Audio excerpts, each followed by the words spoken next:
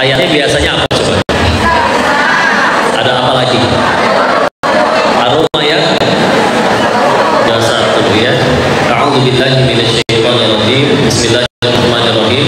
Wa min ayatihi an khalaqa lakum min anfusikum azwaja litaskunu ilaiha wa ja'ala bainakum mawaddatan wa rahmah. Inna fi dzalika laayatin liqaumin yatafakkarun. Ada kata litaskunu ilaiha ya. Allah berikan ketenangan pada dirinya yang merujuk kepada istri. Jadi nanti suami itu melihat istri itu tenang gitu ngelihat. Ya. Sebagaimana Rasulullah SAW ketika tak kaget ya, didatangi malaikat pertama kali menerima wahyu, begitu melihat istri beliau Ibunda Khadijah, ketakutannya, kekhawatirannya berkurang setengah ya. Nah, kalau ibu jadi istri yang suaminya malah takut ketemu ibu, ini masalah baru ya. Ya. Karena seharusnya ternyata menenangkan. Dan kata lintas kuno ini, kalau kata lintas kunonya ini diulang 4 kali dalam Al-Quran. Berapa? Tadi 1 di surat 30 Ar-Rum ayat 21. Selanjutnya mangga kalau mau dicatat ya. Dia juga ada di surat 10 Yunus ayat 67. Kalau pengen cepat 10.267 ya. Atau juga ada di surat 28 Al-Qasas ayat 73. 28.273. Dan di terakhir surat 40 Ghafir ayat 61. Ya. Ada kata lintas kurunya juga. Tapi garis bawahi, di 4 kali diulang itu ternyata hanya 1 lintas kununya yang merujuk kepada istri. Sisa yang 3-nya lintas kununya itu merujuk kepada malam. Sehingga para ulama tafsir ini juga mengobrolin, membahas dari 4 dikali diulang, 3 merujuk kepada malam, 1 merujuk kepada istri. Sehingga ada isyarat dari Allah bahwa Allah tuh pengennya istri itu setenang malam. Sebagaimana kita siang tuh waktunya bekerja, semua lampu menyala, siang begitu terik, itu semua nanti malam padam, redam semua. Jadi ketenangan, jadi waktunya istirahat. Yang besok bangun udah bugar lagi, kita siap ngadepin apa aja. Dan punten Bu, kalau ada orang yang hidupnya kebalik, tidurnya siang, terus beraktivitasnya malam, jujur, secapek-capeknya hari bisa selesai istirahat 1 malam, tapi secapek-capeknya siang gitu, secapek-capeknya kerja malam hari, mau tidur 2 kali siang juga belum tentu sebugar kalau tidur malam, ya. Nah, maka bismillah, mudah-mudahan pelajarannya yuk jadi istri yang setenang malam, menenangkan. Nah, izin Bu ya, bagi suami yang insya Allah suaminya mudah-mudahan soleh semuanya, kadang Bu, dia bak-bak di luar sana, bismillah, mereka kalau soleh betulan siap, kita yang dicaci, kita yang dihina, kita yang digebugin, kita yang diinjek-injek, yang penting di rumah ibu dan anak-anak terpenuhi ya, kalau soleh betulan ya. Nah, Masya Allah, kadang, tapi gimana caranya seumur hidup dagangan lancar, bisnis lancar, kerjaan lancar? Kadang ada episode dagangan sepi, kerjaan bermasalah. Tapi bismillah ya, laki-laki itu bisa tenang ketika bisnis lagi nggak bagus, atasan kurang ajar, bawahan membantah, semua sedang tidak berpihak kepada dirinya. Tapi ketika ingat di rumah, setidaknya ada 1 wanita yang akan selalu mendukung aku. Beneran Bu, bagi laki-laki baru mikirin gitu aja Bu, udah amat sangat menenangkan. Karena mereka juga tahu, misal bahkan kalau dibalik ya, hari ini dagangan lancar, atasan memuji, bawahan mengagumi, semua pelanggan bawa rekomendasi saking senang dengan pelayanan kita, semua lagi bagus-bagusnya. Nyampe rumah, yang seharusnya paling mendukung dan taat kepadanya secara syariat malah paling sering nyap-nyap. Wah, ini. Bu, ucapin ini kepada suaminya ya. Ini diucapkan oleh istri soleha kepada suaminya. ulama-ulama terdahulu ya. Wahai suamiku, nggak harus diulang sekarang ya, dicatat dulu aja ya. Kan suaminya kayak nggak ada ya, adanya suami orang ini. Wahai suamiku, kami, maksudnya ibu dan anak-anak, kami tahan pahitnya kelaparan. Yang kami tidak tahan adalah panasnya api neraka.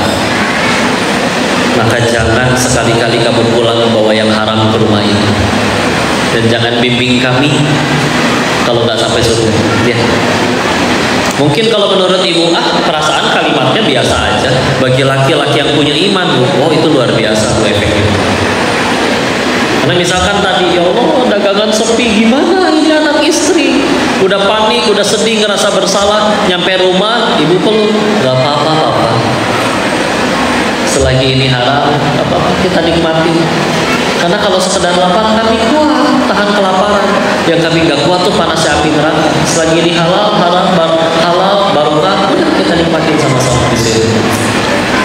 Wah, mau gagah, kekar, tatoan bisa tersungkur, Masya Allah. Nikmat yang mahal mana lagi daripada istri yang seperti itu, Masya Allah. Daripada misalkan cantik, putih. Kalau orang biasa yang putih mukanya doang, lehernya enggak. Misalkan ini perempuan, dengkulnya aja putih. Mungkin saking putihnya kalau minum kopi kelihatan di leher-leher. Tapi selalu dibajulin, mengungkit-ungkit, oh nggak bisa. Makanya kan ada yang dibilang inner beauty sih ya. Jadi itu juga penting ya. Sehingga misalkan tadi gimana dibalik, hari ini lancar, duit dapat banyak, wah istri saya pasti senang. Nih mah hari ini dapat 100 juta buat mama aja semua. Begitulah caranya nangin ibu-ibu, tinggal dikasih khayalan mereka udah bahagia. Kan misal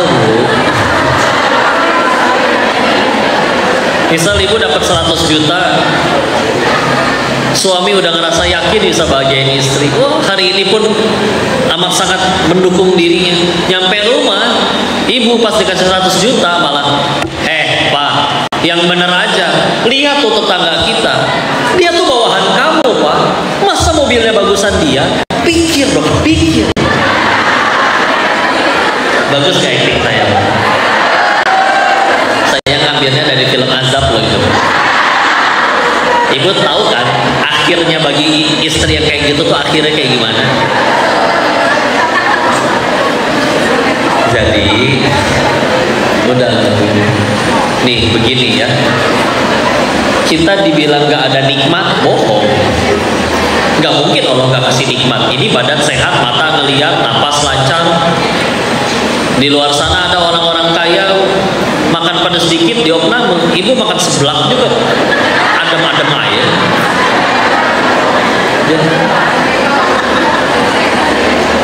Ada yang makan beling, ibu tahu keripik beling? Kaca dimakanin, geyo ya. Anteng adem ayam.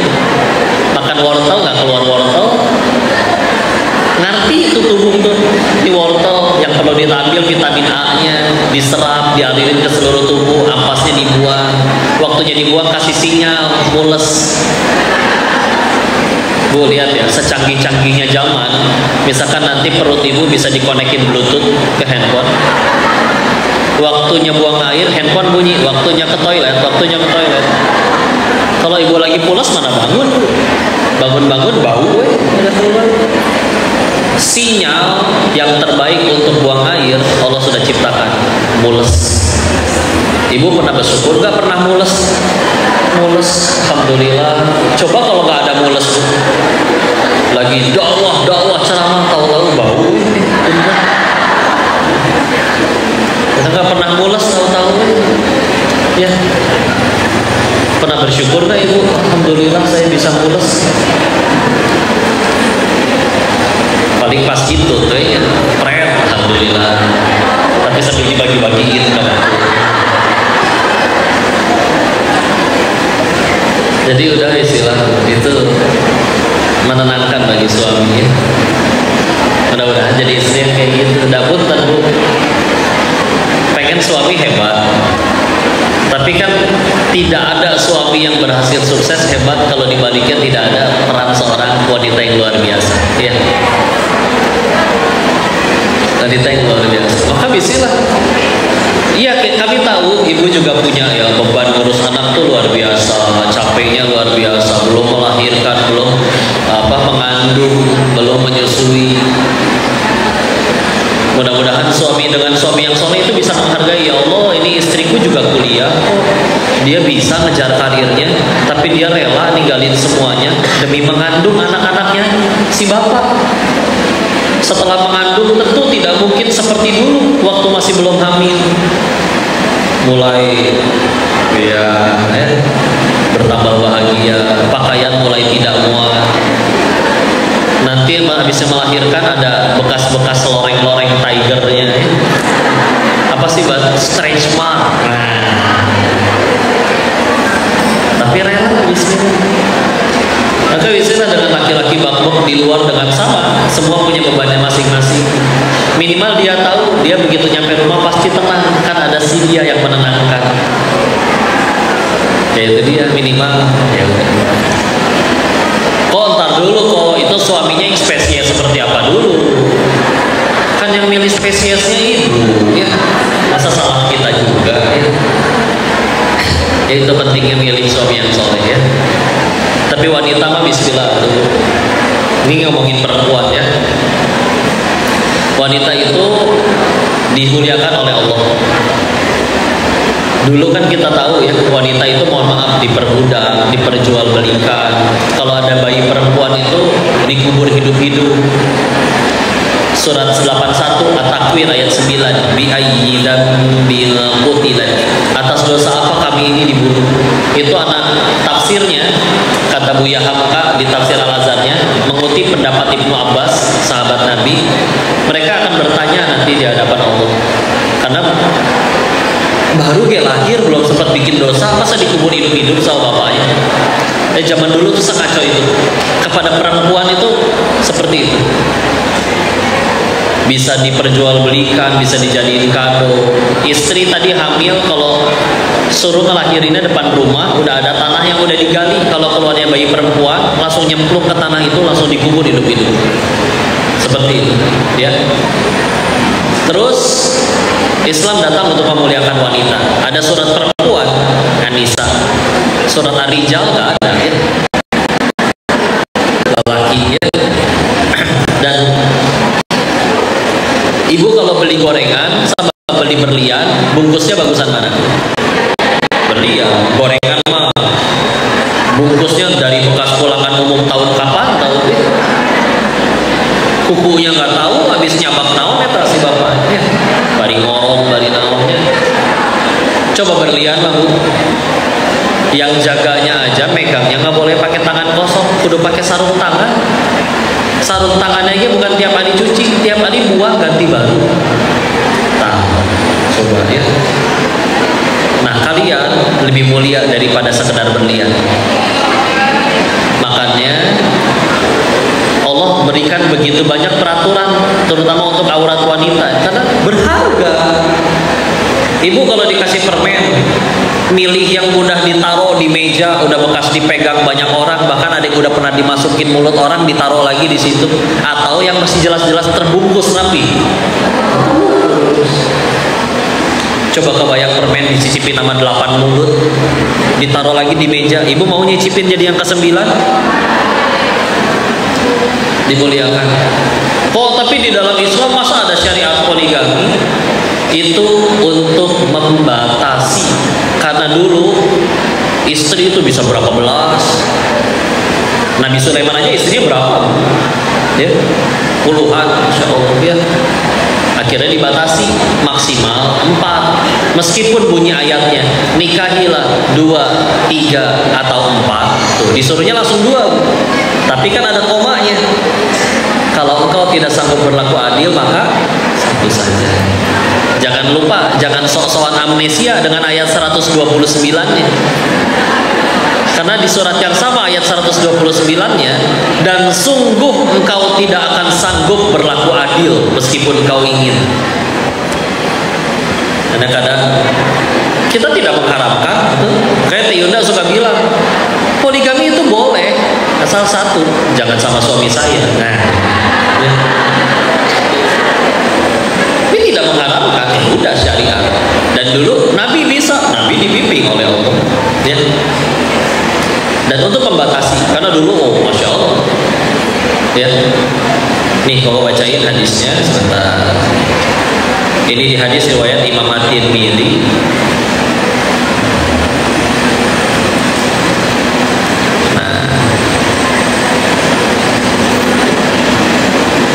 Bahwa dulu istri itu ada yang nyampe 10, ada yang 12, ada yang berapa belas, ya. Dan ketika masuk Islam, nah ini dia dari Ibnu Umar bahwa Ghailan bin Salam As-Saqafi masuk Islam, sedang dia saat itu memiliki 10 orang istri. Lalu mereka semuanya masuk Islam.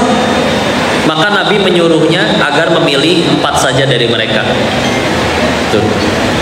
Jadi ini adalah hadis sahih riwayat At-Tirmidzi nomor hadis 1047. Kalau di Maktabatul Al-Ma'rifah Riyadh di nomor hadis 1128. Nah, bahwa di zaman itu lihat istri 10.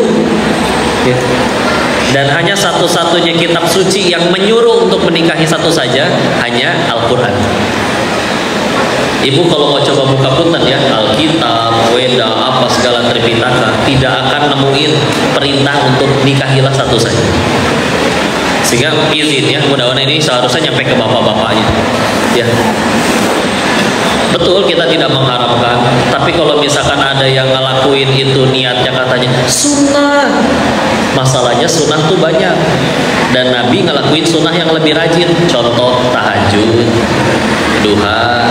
Maka kalau misalkan ternyata tahajud, duha, bahkan subuhnya aja bangunnya 9:30 gara-gara sibuk nonton bola, tahu-tahu nambah dengan berlandaskan katanya sunnah. Apa kabar sunnah yang tahajud, yang duha dan yang lain-lain? Kenapa milihnya sunnah yang sesuai si otong melulu?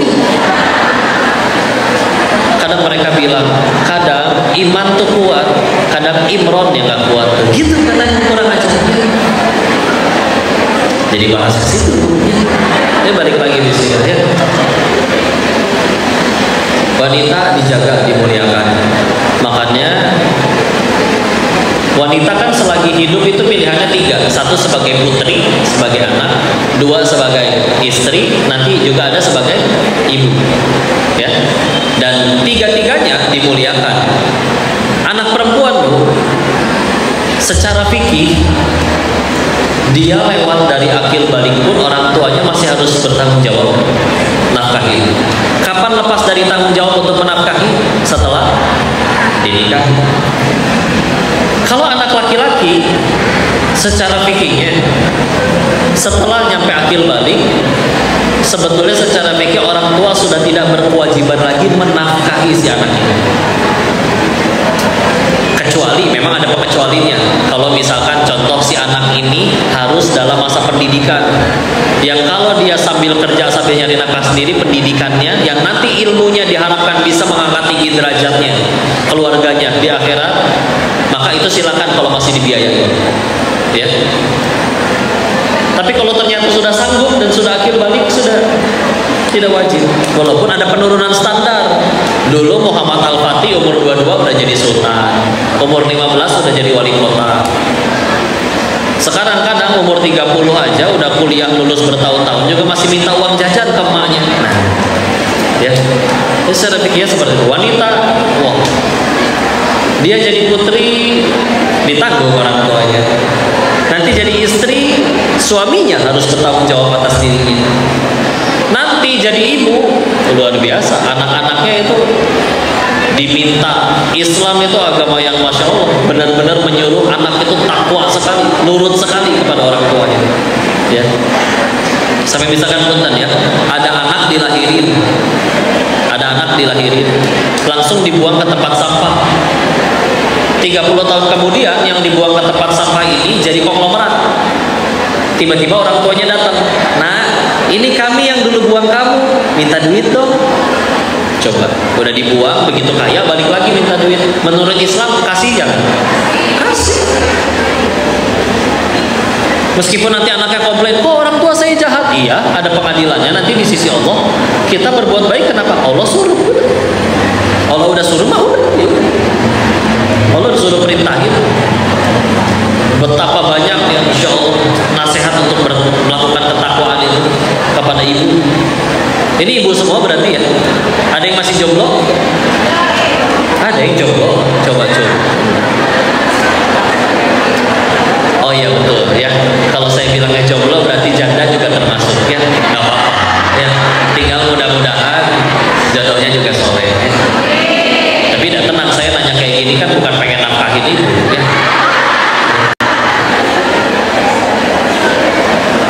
Sekarang kita lihat dari sudut pandang ibu dulu ya.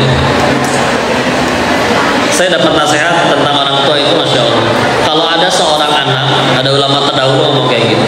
Kalau ada seorang anak sehari ngedoain ibunya 5 kali, maka kata beliau anak itu masih durhaka. 5 kali. Kita cobain baca ya. Rabbighfirli wa liwalidayya warhamhuma kama rabbayani shaghira. 1. Rabbighfirli wa liwalidayya warhamhuma kama rabbayani. Rabbighfirli wa liwalidayya warhamhuma kama rabbayani. Rabbighfirli wa liwalidayya warhamhuma kama rabbayani. Rabbighfirli wa liwalidayya warhamhuma kama rabbayani. 5 kali. Ada yang setelah baca itu tulangnya patah-patah, kepalanya benjol, kakinya terkilir, tersayat-sayat dan berdarah-darah, bahkan berkeringat saja mungkin tidak. Sedangkan ibu, masya Allah, ngelahirin itu, nyawa taruhannya. Ya. Makanya ke orang tua itu udah harus nyampe di tingkatan, meskipun ini seharusnya nyampainya ke anak-anaknya ya. Tapi kalau di sini ada yang masih punya orang tua, beneran. Ke orang tua tuh udah harus sampai di tingkatan, misalkan ibu kalian atau kalian nanti berkata ke anak-anaknya, nah 1 tambah 1 itu 5 loh. Iya bu, betul. Udah, jangan dibantah. Bener. Selagi perintah orang tua itu nggak suruh nyembah selain Allah, nggak suruh bertentangan dengan syariat, ibu nggak disuruh jangan sholat, jangan pakai kerudung. Selagi judulnya cuma ya 1 tambah 1 5, kalau iya juga emang kenapa sih? Udah nurut. Orang tua tuh udah kudu nyampe di tingkatan segitu.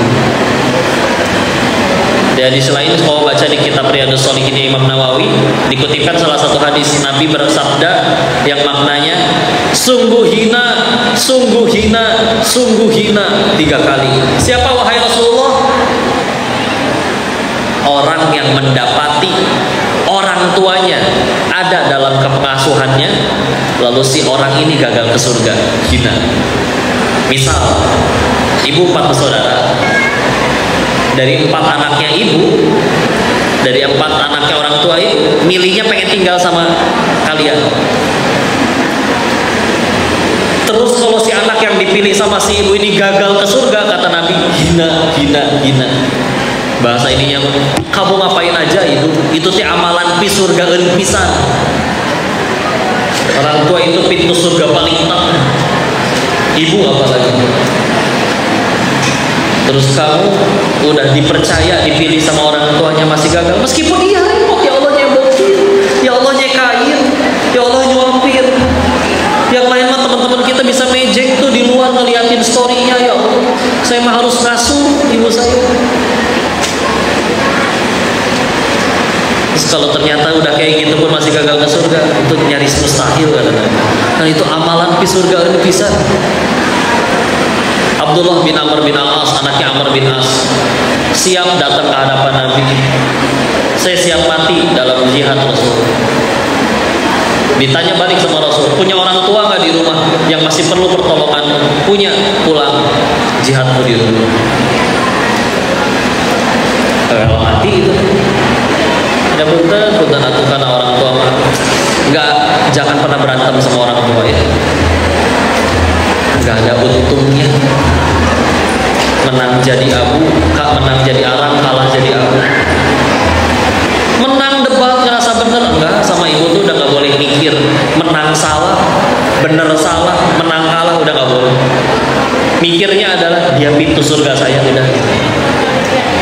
Anggaplah menang bener, ternyata ibu manusia, ibu bisa salah, orang tua kita bisa salah, tapi akhirnya kita ngerasa menang.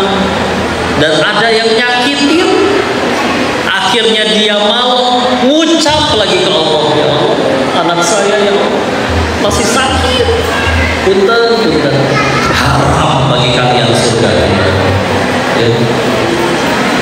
Daripada misalkan sebaliknya, kalian berkarir, kadang karir saking lurus, jujur, bisa jadi ada yang gak suka, kadang dunia membenci, tapi ibu ridho, tengah malam sholat berdoa sambil angkat-angkat, ya Allah, alhamdulillah, hamba ridho dengan putri hamba, ya Allah.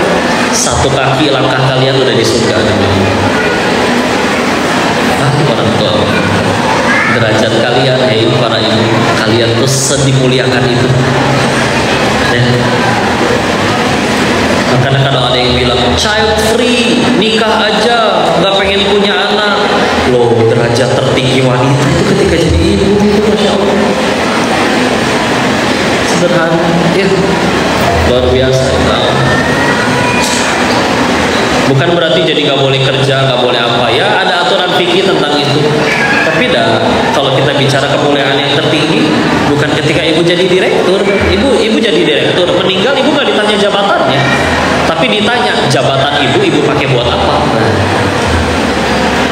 Ibu misalkan di sini ada yang viral, ibu meninggal nggak ditanya followersnya berapa, tapi ditanya followers kamu ajarin apa. Ibu bikin kontennya positif atau negatif? Pintu surga betul Bu, 8. Tapi pintu surga bagi yang centang biru itu belum ada. Orang aja bisa tahu, Allah beli ini mah centang birunya. Followers 200.000, yang komen 2.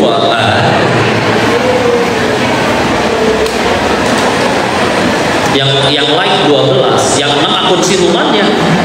Oh iya, yes. Apalagi Allah dan malaikat, ya. Maka udah mulia sekali, mulia semulia-mulia. Jadi kalian wanita jadi putri, dan ada hadis juga, ya, 3 doa wanita yang tidak tertolak.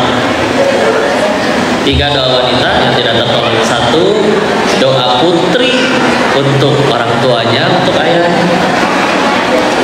2, doa istri untuk suaminya. Yang ketiga, doa ibu untuk anak-anaknya di mantap. Ya, mulia pisan. Dari yang tadinya kalian wanita itu diperjualbelikan di zaman jahiliyah, sekarang derajatnya segitunya. Iya sekali, ya. Alhamdulillah. Merasa beruntung tidak jadi wanita? Istilah Allah tuh sayang tahu sama ibu. Apa bukti sayangnya? Nih contoh, siapa yang kesini naik motor? Jujur Bu, berapa kali ibu naik motor sen kiri belok kanan? Lebih sering cilaka atau selamat? Sayang Bu. Yang celaka yang belakang kagum liatin ibu. Kemana sih? Ya nggak semuanya, tapi kan ibu-ibu teh masuk dari belokan langsung ke tengah, coba pinggir dulu. Tapi tetap selamat.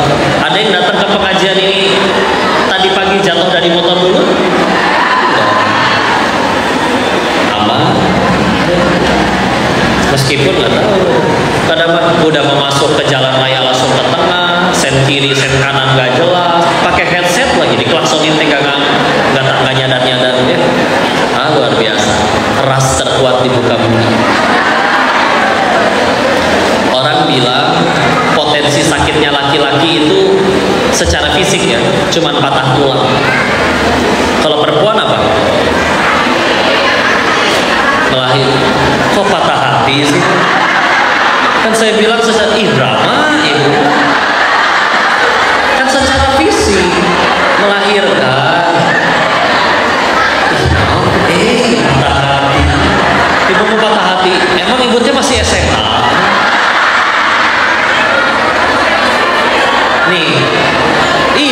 Dulu ibu kalau pakai seragam SMA memang lucu, tapi ya udah lewat bu. Ibu kalau pakai seragam SMA lagi ke sini tambah lucu. Ya Allah, menit para rantusnya. Nih, yang lebih sakit dari patah tulang apa tadi bu? Melahirkan. Saya pernah, ini mah kata entah pendapat dia pribadi, entah menurut jurnal ya, tapi pernah ada dokter bilang begini, melahirkan itu 27 kali lipat lebih sakit daripada patah tulang. Betul bu? Tapi Masya Allah, tetap kadang habis melahirkan masih harus menyusui, menjaga, tengah malam kebangun lagi, sambil nahan bekas sakitnya. Apalagi kalau sesar ya, masih kudu sambil nyusui, ke toilet aja, ketawa aja sakit. Kata orang yang disesar itu, namanya 7 lapis perut dibelekek, dijahit lagi, terhamil lagi, buka lagi, wah seratik, wes sekalian nanti biar gampang, jangan dijahit. Nah kalau dijahit susah, kalau sleting kan gampang, perut ibu ada sleting. Misalkan, oh kalau sleting bisa nyangkut susah ya. Maka ya luar biasa kalian ini.